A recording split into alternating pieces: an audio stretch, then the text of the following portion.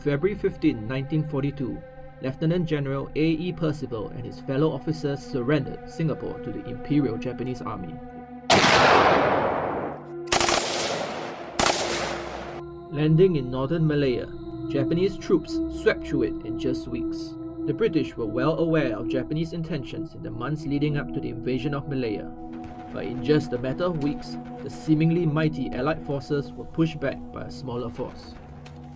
The fall of Singapore was not, as some think, because only of the lack of military defences. Mistakes, indecision and infighting weakened the Allies, and their efforts were not supported by the pillars we know today as total defence. Could this have, in some way, contributed to the eventual fall of Singapore? At the start of 1941, it was business as usual in Singapore. There was an air of confidence. The island had a massive naval yard and huge anti-ship guns had been built at the south and west of the island to deter coastal attacks.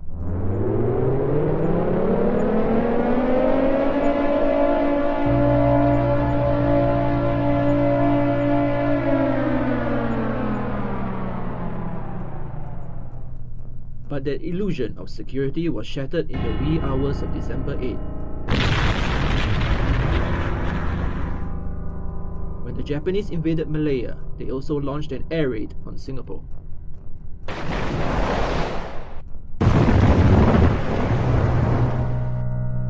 Reports vary, but between 60 and 200 were said to be killed, and scores more were injured as bombs hit Chinatown, Battery Road, Killiney Road and Raffles Place, as well as various airfields.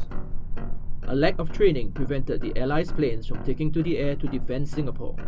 There were also few or no air raid measures and shelters for the majority of the people.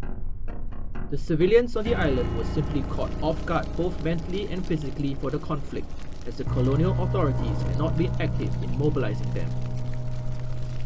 As the British had tried to keep the idea of business as usual going on for as long as possible, there was very little urgency in developing serious plans to protect the population.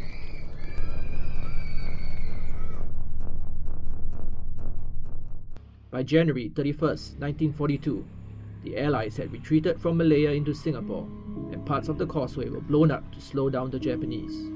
Extra effort was then put into building defensive positions in the north. Even though there had been more than a month to properly build better defences, those early efforts were hampered by a lack of labour as the British Army was not allowed to pay an adequate wage to attract local labourers to such a risky task.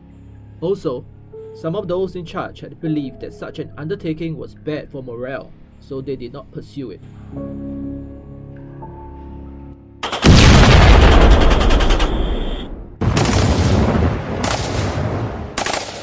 The Japanese attacked the western part of the island, which was lightly defended as the Allies did not expect them to come from that direction. The Allies had spread its forces all over the island instead. During the invasion of Singapore, the majority of the island's population were bystanders in the fight. Yet many of them were the ones who suffered the most during the occupation. More locals could have been mobilized and trained for the defense, but were not. The colonial administration also seemed wary of arming the locals.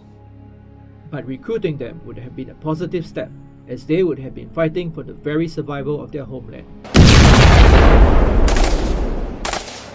For instance, in the Battle of Bukit Chandu on February 13 and 14, the Malay regiment fought valiantly, although outnumbered by Japanese forces.